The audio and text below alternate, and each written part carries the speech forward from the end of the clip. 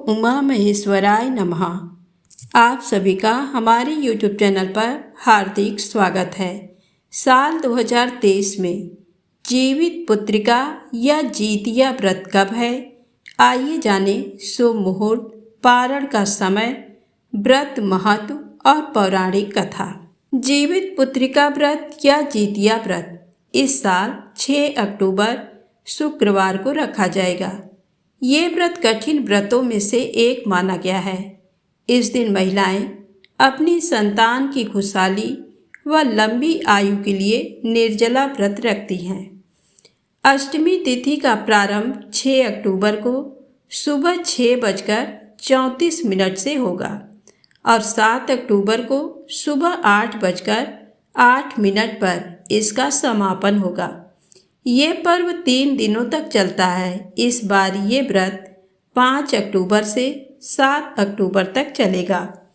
5 अक्टूबर को नहाय खाए और 6 अक्टूबर को निर्जला व्रत रखा जाएगा। इसके बाद 7 अक्टूबर शनिवार को व्रत का पारण किया जाएगा। छठ व्रत की तरह जीवित पुत्रिका व्रत का भी नहाय खाए किया जाता है। इसमें व्रती महिलाएं स्नान आदि करने के बाद पूजा पाठ करके भोजन ग्रहण करती हैं और अगले दिन निर्जला व्रत रखती हैं। नहाय खाए के दिन लहसुन, प्याज, तामसिक चीजें, मांसाहार भोजन नहीं करना चाहिए। जीतिया व्रत का पारण 7 अक्टूबर को सुबह 8:10 के बाद किया जा सकेगा। आइए सुने जीतिया व्रत से जुड़ी पौराणिक व्रत कथा। एक कथा के अनुसार कहा जाता है कि महाभारत के युद्ध में अपने पिता की मौत के बाद अश्वत्थामा बहुत नाराज था। उसके हृदय में बदले की भावना भड़क रही थी। इसी के चलते वह पांडवों के शिविर में घुस गया। शिविर के अंदर 5 लोग सो रहे थे। अश्वत्थामा ने उन्हें पांडव समझकर मार डाला। वे सभी द्रौपदी की 5 संतानें थीं। फिर अर्जुन ने उसे बंदी बनाकर उसकी दिव्य मणि छीन ली। अश्वत्थामा ने बदला लेने के लिए अभिमन्यु की पत्नी उत्तरा के गर्भ में पल रहे बच्चे को गर्भ में नष्ट कर दिया। ऐसे में भगवान श्री कृष्ण ने अपने सभी पुण्यों का फल उत्तरा की अजन्मी संतान को देकर उसको गर्भ में फिर से जीवित कर दिया।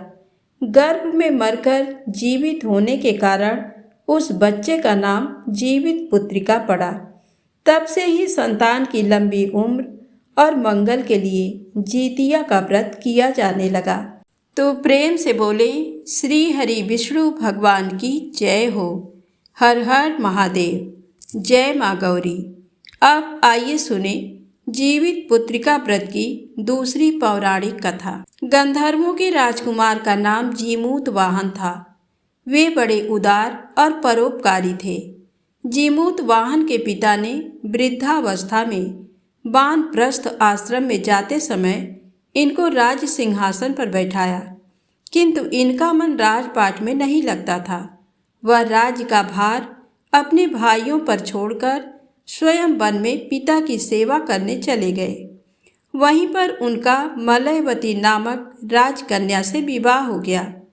एक दिन जब वन में भ्रमण करते हुए जीमूत वाहन काफी आगे चले गए, तब उन्हें एक वृद्धा विलाप करते हुए दिखी। इनके पूछने पर वृद्धा ने रोते हुए बताया, मैं नागवंशी स्त्री हूँ और मुझे एक ही पुत्र है। पक्षीराज गरुड़ के समक्ष नागों ने उन्हें प्रतिदिन भक्षण हेतु एक नाग सौंपने की प्रतिज्ञा की हुई है। आज मेरे पुत्र शंखचूड़ की बलि का दिन है। जीमूत वाहन ने वृद्धा को आश्वस्त करते हुए कहा, डरो मत, मैं तुम्हारे पुत्र के प्राणों की रक्षा करूंगा। आज उसके बदले मैं स्वयं अपने आप को उसके लाल कपड़े में ढककर बद्धशिला पर लेटूंगा। इतना कहकर जीमूत वाहन ने शंखचूड़ के हाथ से लाल कपड़ा ले लिया और वे उसे लपेटकर खुद को बलि देने के लिए चुनी हुई बद्धशिला पर लेट गए।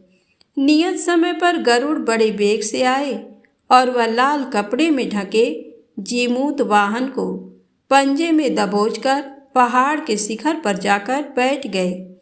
अपने चंगुल में गिरफ्तार प्राणी की आंख में आंसू और मुंह से आह निकलता न देखकर गरुड़ जी बड़े आश्चर्य में पड़ गए। उन्होंने जीमूत वाहन से उनका परिचय पूछा। जीमूत वाहन ने सारा किस्सा सुनाया। गरुड़ जी उनकी बहादुरी और दूसरे की प्राण रक्षा करने में स्वयं का बलिदान देने की हिम्मत से बहुत प्रभावित हुए। प्रसन्न होकर गरुड़ जी ने उनको जीवन दान दे दिया तथा नागों की बलि ना लेने का वरदान भी दे दिया। इस प्रकार जीमूत वाहन के अदम्य साहस से नाग जाति की रक्षा हुई और तब से पुत्र की सुरक्षा हेतु जीमूत वाहन की पूजा की प्रथा शुरू हो गई। आश्विन कृष्ण अष्टमी के प्रदोष काल में पुत्रवती महिलाएं जीमूत वाहन की पूजा करती हैं। कैलाश पर्वत पर भगवान शंकर माता पार्वती को कथा सुनाते हुए कहते हैं कि आश्विन कृष्ण अष्टमी के दिन उपवास रखकर जो स्त्रियां प्रदोष काल में जीमूत वाहन की पूजा करते हैं तथा कथा सुनने के बाद आचार्य को दक्षिणा देती हैं, वह पुत्रों का पूर्ण सुख प्राप्त करती हैं। व्रत का पारण दूसरे दिन अष्टमी तिथि की समाप्ति के पश्चात किया जाता है। ये व्रत अपने नाम के अनुरूप फल देने वाला है। तो प्रेम से बोले शंकर भगवान की जय हो, गौरी माता की जय हो।